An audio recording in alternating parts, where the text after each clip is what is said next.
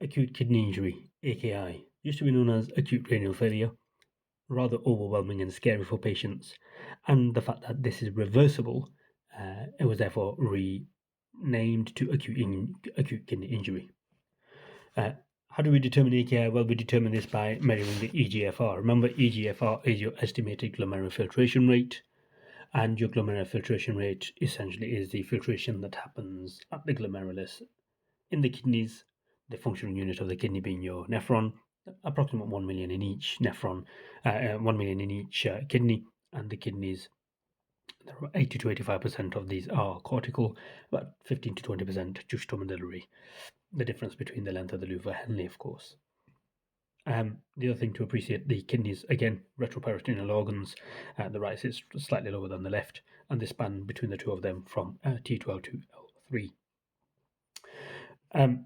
Understand that AKI is essentially an abrupt deterioration of the kidney function, i.e. an abrupt reduction in the EGFR. Now, what is normal EGFR? In the average healthy adult human being, EGFR should be greater than 90. If that EGFR is less than 90, then we will consider some form of injury, some form of acute kidney injury, or chronic kidney disease. Now, CKD, however, is a persistent EGFR less than 90 that is present for 3 months or greater in duration. AKI is reversible, like I said, as compared to CKD, which is not, and the most common cause of CKD is uncontrolled diabetes. Remember the three pathies of diabetes. One includes your diabetic nephropathy. When it comes to AKI, we can classify this in terms of what happens relative to the kidney, what happens before it, i.e. pre-renal, what happens within it, i.e. intrarenal, and what happens after the kidney, i.e. post-renal. Again, going through the anatomy and appreciating the kidneys coming out into the ureters into the bladder, and then into the urethra. Remember the prostate sits just below the bladder, surrounding the urethra at the proximal end. Pre-renal causes generally are to do with hypovolemia. Hypovolemia can be due to a number of reasons.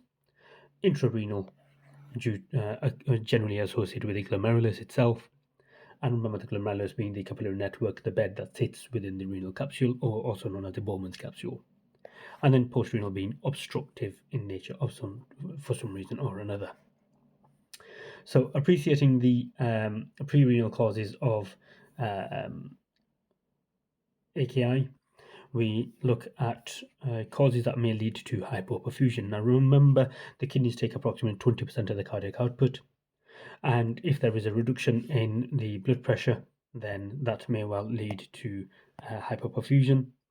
Aside from that, we can look at ischemia, reduced cardiac output, perhaps due to myocardial infarction, diuresis due to some of your water tablets such as furosemide, benroflumethiazide, and some other loop diuretics otherwise as well. Then you can have diarrhea and or dehydration. Glomerular-based pathology and causes of the AKI include the likes of these guys here.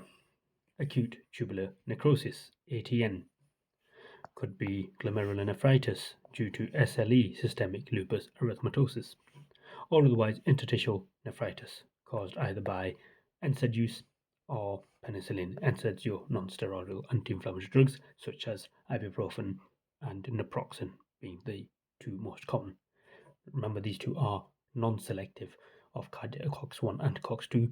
The likes of celecoxib is a selective COX-1 NSAID. Finally, we may have obstructive causes, and obstructive causes of AKI will and may include the likes of BPH, as we'll see here in just a moment. So benign prostatic hyperplasia, renal calculi, i.e. kidney stones. Now this has to be bilateral if this was to happen, which is not all too common, of course, and or bladder injury and or cancer. So the question is, how are we going to come to the conclusion that the patient has got AKI? Well, we look at the clinical features on assessment. What clinical features? Well, we're going to look at a reduction in the eGFR. How are we going to know the eGFR of the patient? Well, that's going to come from our blood results. Which blood test? Well, the most common blood test that's performed in the UK is your use-anise, your urea and electrolytes. This gives us our renal function. The information it gives us is that for sodium, potassium, urea and creatinine. Understand that urea and creatinine are waste metabolites and these should be excreted. If, however, I have a reduction in my kidney function, there's going to be an increase in the amount of this as measured on my blood results, and therefore I will use these two markers to then calculate my AKI. eGFR then influence AKI. It's also important to appreciate these two values here. Why? Because when I look at the management of AKI, I will have an impact on these two as well, particularly this fella here. Oliguria. What is oliguria? Oliguria essentially is a reduction in the amount of urine output or production. If I have a reduction any urine output less than 400 milliliters per day is deemed as being oliguria definitively. And if I have an increase in my nitrogen levels, and to get that I will have to calculate my urea to creatinine ratio using these values over here and go from there. AKI is reversible, like I said, quite easily reversible. Comes in 3 stages, stage 1, 2 and 3. The management for AKI generally from stage onwards would be to give some IV fluids. Now remember, IV fluids, we will only consider some clinical contraindications to those, and those contraindications rather, may include the likes of fluid overload due to either heart failure or if the patient has some element of pulmonary edema, be it clinically significant. So therefore, you need to err on the side of caution, in which case instead of fluid resus, we will consider fluid maintenance. The other thing we're going to do is look at the pharmacological interventions that the patient is generally on. Why? Because there are iatrogenic causes of AKI, i.e. drug-induced causes. If we recognize that the patient is on one of the DAM drugs, then we will absolutely consider stopping those medications. And the DAM drugs include your diuretics. Why? Well, remember we just said a few moments earlier, diuresis is one of the causes that may well lead to hyperperfusion, may well lead to hypovolemia, i.e. a pre-renal cause. So diuretics, be it loop or thiazide diuretics, we will stop those. We will stop ACE inhibitors, and if the patient is on ARBs, we will stop those as well, A2ARBs. So your ARBs are your losartan, valsartan, and your ACE inhibitors are your ramipril, lisinopril, and amongst the many others, captopril. We will also stop metformin. Why? Because metformin again can lead to lactic acidosis, and we'll also stop your NSAIDs. Okay, so your non-steroidal anti-inflammatory drugs. Why do we stop ACEs? This is the interesting one that we generally see as a question posed on a regular basis. So let's appreciate the glomerulus over here, and let's appreciate the afferent arteriole, and let's appreciate the efferent arteriole. Now notice the diameter in the afferent versus the efferent. So the afferent is larger as compared to the efferent. What happens in AKI is that this guy actually comes in a little bit more, it becomes constricted, the efferent.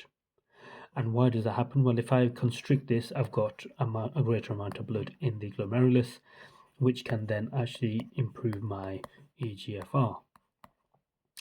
However, what does ACE do? Remember, ACE is a hormone sat in the lungs. It converts angiotensin 1 to angiotensin 2. Angiotensin 2 is a potent vasoconstrictor. This constriction that was going to happen, what is ACE going to do? It's not going to let it happen. Not only that, ACE inhibitors will work widespread across the body. And so ACE inhibitors reduce peripheral vascular resistance, therefore reducing the blood pressure, further exacerbating your eGFR, lowering it and exacerbating your AKI. And that's the reason ACE inhibitors are contraindicated and should be stopped as a priority in AKI. In AKI 3, final word, you need to consider urinary catheterization as well as escalating to the acute care team. Thank you for watching.